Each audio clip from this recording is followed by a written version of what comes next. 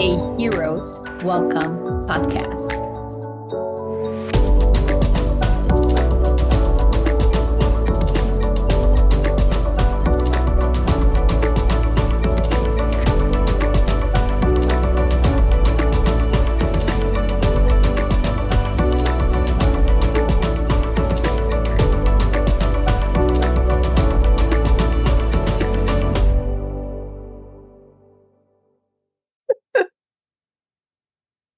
Welcome back, listeners, to an extra special episode of a Heroes Welcome podcast. I am your co-host, Maria Laquerre-Diego, and I am joined by my very playful co-host. I think that's me. I was like, oh, I'm not going to be playful this morning. No, that's not just kidding. Thank you for joining us in this special episode. We're going to be talking about Disney and these amazing conferences that is happening. How many weeks, Maria, we have? Not enough. We're like, we're not doing math this morning, but it's coming up really fast. And we have here one of the presenters, yes, that I just made up a word. Oh, it is. Jared, how do you want to present yourself to our audience this morning? I don't know. I'm Jared Andes. I'm a licensed clinical social worker and a registered play therapist supervisor. I have been in practice for about 12 years, and I'm really excited to join and present on my topic, which we're going to talk about in a second. Got to tease it for just a second here. I want to tease it. Like, please tell us, what is it you're going to be presenting on? So we're going to be talking, the title is Running on Empty, and we'll be talking about building resilience in play therapists using play therapy. Not just, the kind of general things that we talk about, but specifically using play to build resilience and to cope with caregiver burnout and compassion fatigue. I love this because you're addressing some of the elephants in the room, right? Like as therapists, we show up and we give our all, but we are also humans who wear other hats, and many of us are caregivers in a variety of ways outside of our job title. Mm-hmm. Absolutely. I don't know if either of you have seen this show, Severance. It's kind of a strange concept. So for your listeners who haven't seen it, in this TV show, it's like this sci-fi world where people have their brains separated so that they don't, like, part of their brain only knows what happens in their work life and part of their brain only knows what happens in their personal life. That doesn't happen, thankfully, in real life. And so everything that we experience both as a therapist and then outside of that, with whatever responsibilities we have, all of that leads to both our wellness and to our detriment. And it's important to honor both and to make sure that we're paying attention to what are the warning signs. When have we crossed past the warning signs and we're into more dangerous territory? And how do we cope with it when we get there? Oh, I love it. Love it. Right? We come from older generations or seasoned therapists, as we like to call it in our field, that they adopted all ideas, which was you are professional all the time, either when you're working or not working. And then we have this new cohort that will include us, that we're saying, that's not going to work because I am human and I get these roles in everywhere I go. I don't stop knowing what I know as a therapist, but also I'm a human who does not stop being a caretaker. Yeah. Right. A family member. So I love that you're going into how do we take care of you, especially in our field, that the word that came out is like, it's so fake.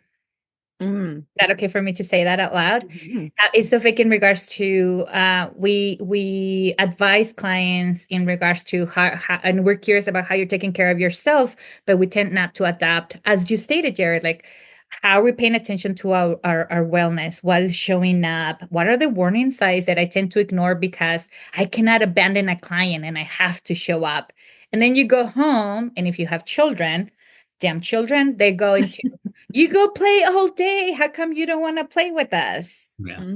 Right? Mm-hmm. Thank you for not leaving me alone. I was like, I cannot be the only So you're going to be talking about this.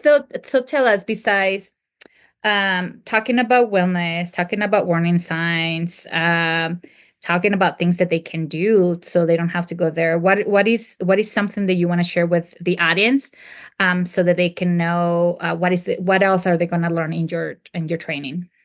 So I don't want to give too much away. We are going to Oh, get real for sure. Like it's going to get real. I don't want to like sugarcoat that because it is going to be real. And we're also we're going to have fun. We're going to connect in really playful and meaningful ways, and we're going to learn new ways of supporting ourselves and each other. Really excited about all of it. I know it's a little bit mysterious, but I don't want to give too much away because I really am excited to experience this with the participants, and I don't want them to come into it knowing too much because that'll maybe lessen the effect. But I want to say just a couple of things that, without giving specifics, a little bit of experience. So when I was a pretty new therapist, I was about 6 months away from getting my independent license. One of my clients actually got arrested right outside of my office, and it was a pretty traumatic experience for both of us. And I mean, I went out because he was like, I heard screaming, and I went out, and he was there with the police officer, and the police officer was, standing his ground, and the my client was also standing his ground. And it ended up being just a really difficult situation. mm, Afterwards, what did I do? Went into my office and I saw my next client and the next one, all the way through the end of the day. And then I get home and I had two young children at that point, and I was working with them and playing with them and doing all the things that a parent does. yeah. And the end of the day comes and I hadn't processed it one bit. And Mhm. full force came hours later. And of course, anytime you put off the emotion, you get that augmented reaction. You have to pay it with interest, and it really hit. And the next time he was in my office, we were talking, and we were kind of processing what happened. And I was shocked. I was like, oh my gosh, I'm the most unprofessional therapist because I started to cry. The like his experience and my experience, that shared experience of his arrest, Yeah. it's so powerful. It just started happening. And I was like, what in the world? And I realized that it had a lot to do with the fact that I let so much of it go unprocessed, unexamined. Now, we don't always have those kind of experiences. That was kind of a strange one. In fact, no one's ever been arrested in my office before or after. But we do have really difficult and powerful experiences in our offices regularly. Yeah. We witness a lot. We hold a lot. That's our job, right? We're containers, Yeah. but we're human containers, and we have to be able to say, hey, this container also needs some help and some support.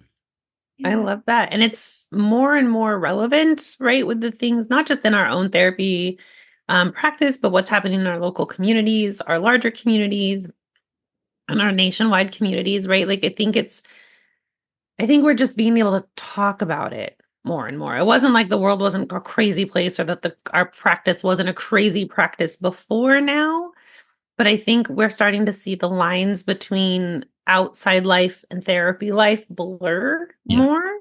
Mhm. And this is such an important topic because we are human and we are not doing ourselves or our clients any good when we pretend that we're not. Mhm. And it's how do we use those experiences for the client's benefit, and also the awareness, as you stated, of what is happening for us when we get used to or program in our school or in our credentialing, all the associations that we belong to in regards to repress.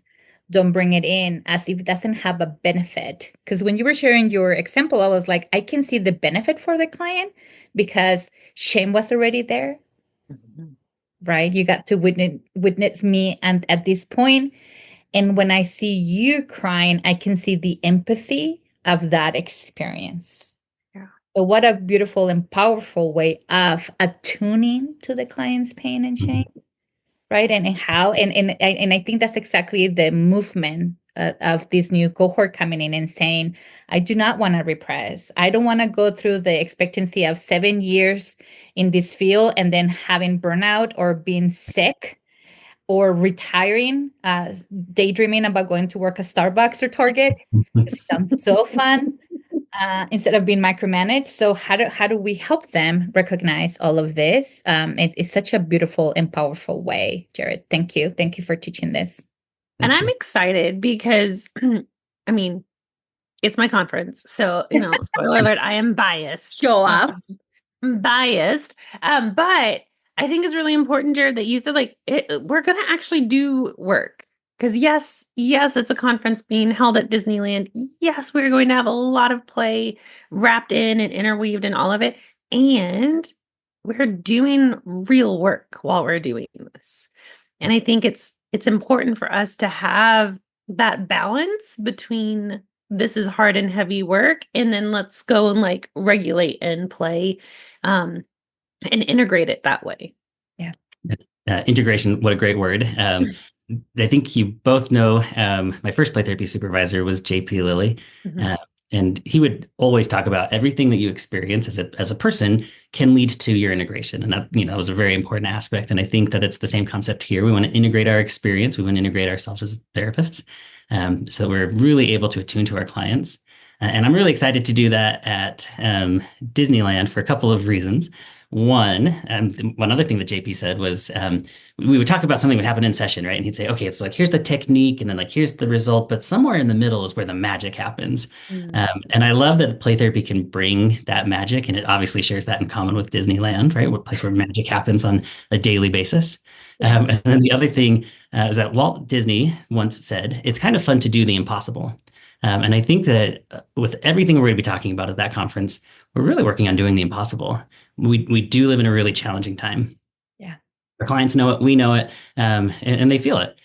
We are talking about taking a break from all of that difficulty, not ignoring it, but taking a break and saying, hey, I'm going to get really centered with myself. I'm going to connect with other people, and I'm going to come back to my clients in a really centered and healthy way.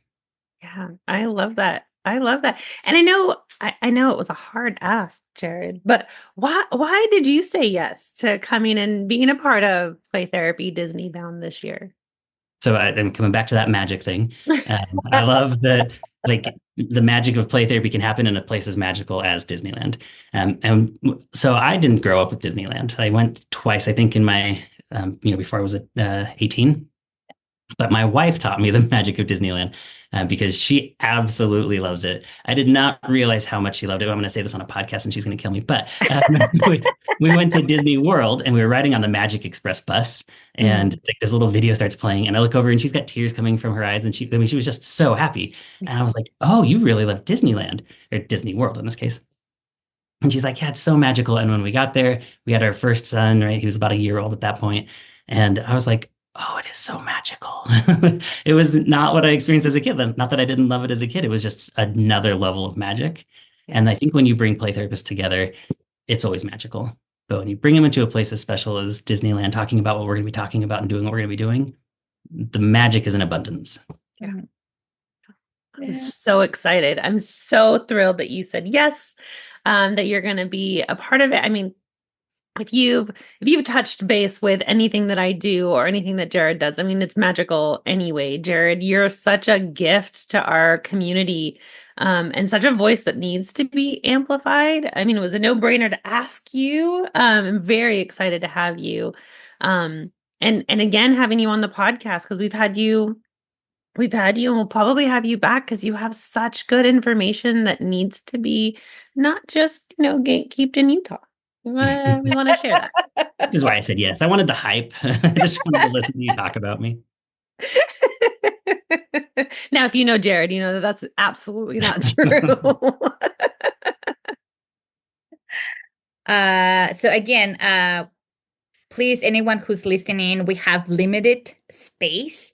So below Jared's podcast is episode is gonna be information about him and about the training. Hurry up, it's not that long. Go have a blast at Disney, and learn at the same time. It's tax deductible because you're gonna go and learn, and everything that you're gonna do as you hear from Jared is gonna be very experiential, that's how we all learn how to practice having that felt sense. So do not miss this opportunity. Go see Jared, and have fun with Maria at Disney. Yeah, we'd love to have you. So Jared, I hope you've packed your Mickey ears and are ready to come. We're under 100 days now, so yeah. I'm sticking. Awesome. Thank you for listening to us. We'll see you next time. Till then, bye.